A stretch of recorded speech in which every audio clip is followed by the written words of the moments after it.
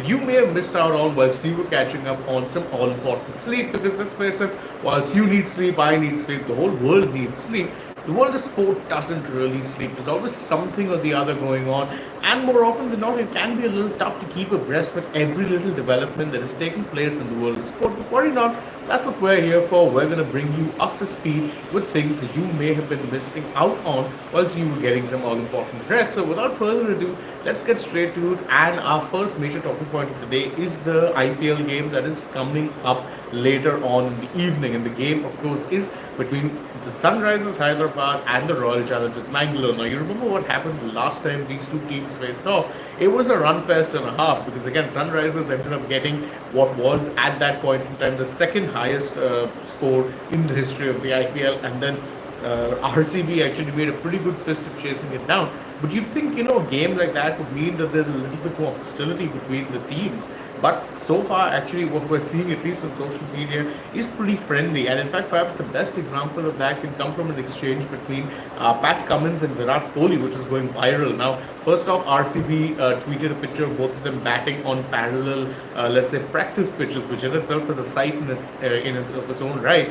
But second of all, well, Kohli ended up praising Cummins in such a way that it's actually ended up becoming a bit of an internet sensation at this point. So Cummins went up to Kohli, who was getting a bit of rest, and told him that, listen, the batting coach is saying that, I'm making that pitch look flat. And of course, we know that Cummins is no mug with the bat. He does have the joint second fastest 50 in the history of the IPL. He got it against the Mumbai Indians. And Virat Kohli simply responds with the words, well, you are absolutely, like, you're the best, Pat. You're that's just so good. And it's pretty interesting, really, when you consider the fact that, of course, India-Australia as a rivalry has been there. And, of course, the last time proper these two teams faced off in an international game, I'm not counting those bilaterals, talking, of course, about the World Cup final, it was Cummins who got rid of Virat Kohli. But, hey, it does seem, at least so for now, even though there will be a bit of a competitive spirit, they're keeping things friendly on, let's say, how it is going, at least off the field.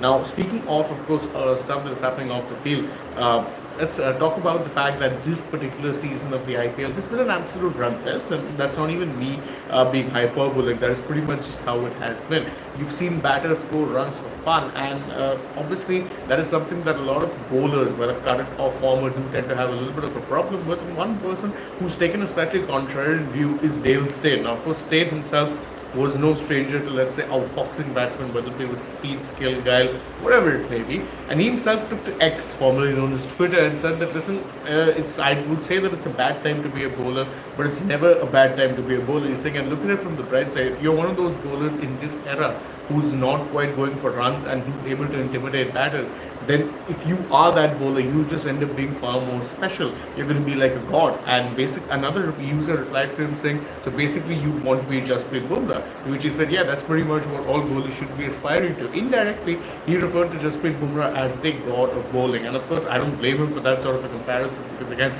Bumrah is probably one of those few bowlers in this edition of the IPL who's, actually evaded, let's say, the constant bombardment and the barrage of runs that has been actually impacting a lot of bowlers. I mean, even the likes of Rashid Khan have not been spared. But Bumrah is probably one of those few bowlers whose economy stays pretty consistent, and whom batters will more often than not look to play out instead of targeting.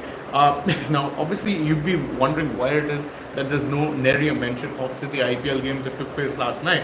And that's because it was in many ways, even though it was a thriller, DC winning just pretty much ensures that GT are not exactly going to be in contention for the playoffs. I mean, yes, technically, as of now, mathematically, no team is up. But GT losing the way they have has just pretty much confirmed what a lot of people were suspecting, that the post-Hardik Pandya era hasn't exactly been very kind to GT.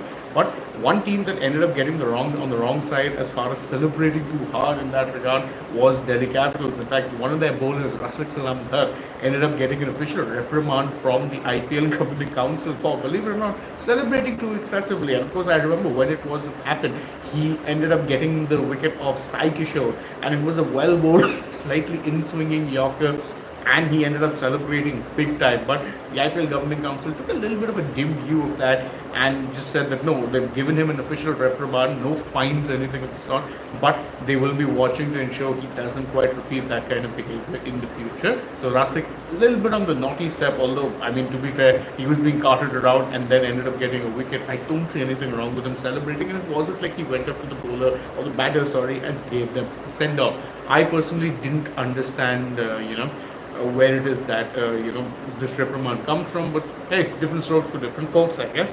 Anyway, switching our focus from the world of cricket to the world of football, and boy, do we have some interesting news for you. Everton beat Liverpool 2-0. Now, why is that a big result? One, it pretty much ensures that Liverpool's title hunt is all but over. Second, it was the first time in 14 years that Everton have won a Merseyside derby. That's a pretty big thing.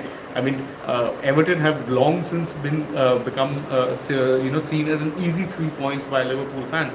But they chose the best time, arguably, to actually reverse that. Not only does it ensure that Liverpool's title hunt is over, it also means that Everton's boost for survival and not getting relegated to the championship, well, it stays intact, and it's a pretty good time to be getting that result. And speaking of relegation-threatened teams, Sheffield United almost gave Manchester United a pretty good run for their money. I mean, they ended up taking the lead twice, but Manchester United came back from both times when they went down, ended up registering a 4-2 win.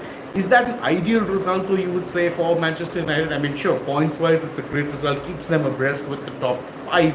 But again, this inability to see out teams that they really should be punishing, and the constant yo-yoing of, let's say, intensity, ability, and the fact that they constantly need to be prodded into reaction, doesn't really augur well for Erik ten Hag, the manager. I mean, at this point, most sections of the British media are saying that he's basically a manager on trial, and that if the club don't feel significantly impressed, then come the summer, they may make a change. It won't be a case of them, let's say, firing him immediately, because there's no real benefit to that. It won't really do much. But it's fair to say that his job at this point in time is far from safe. Speaking of people whose jobs are very safe, Xavi Hernandez, the Barcelona manager, well, you remember that earlier in the season he announced that he would in fact be quitting or stepping down from the role of Barcelona manager come the end of the season. That was when his contract was running out, and he felt a little tired of the job. I don't say I would blame him, because it couldn't be an easy job as things stand. Well, now he's done a dramatic U-turn and decided, listen, I'm going to stay on as Barcelona manager after all. It hasn't been confirmed, but you're getting plenty of credible reports in the football media that say that no, he has had those conversations with Joan Laporta, who is the Barcelona president, and that an announcement in that regard is, let's say, it'll be coming anytime. So it's an interesting U-turn, really, because again, when Xavi quit the Barca job, he said that he felt tired, he felt unrelaxed, he felt like his efforts weren't being appreciated, and well, now he suddenly decided that no, I'm going to stay on after all. Definitely a very interesting decision, let's put it that way. Switching focus now from the world of football to the world of sports beyond that, and we'll start with tennis.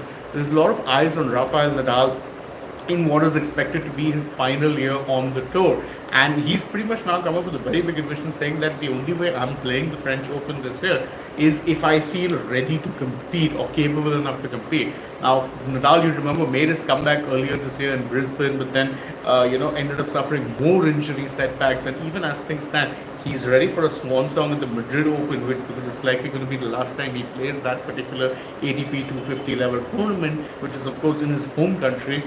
He's pretty much admitted that there's no chance he will play the French Open if he doesn't feel like he's ready to be competing at the highest level. In fact, he said that if the French Open was happening right now, I'd not be competing in it because I just don't feel ready. It's a very interesting statement, which means that without knowing it, perhaps you may very well have seen the last time that Rafa Nadal ends up, playing the French Open. Because again, if he ends up getting either, let's say, his form is not good, or God forbid he ends up suffering another injury setback, and that may very well mean that he's not going to be playing the French Open this year. Scary thought indeed in many ways. We're ending with a bit of India-centric news, and of course, it's Olympic season, so a lot of sports now are very much in trial mode as far as getting those, positions. And one sport that has started the trials now is shooting, and the world record holder, which is of course Siddh Kaur Samra, as far as the Olympic, the 50-meter rifle three position discipline is concerned.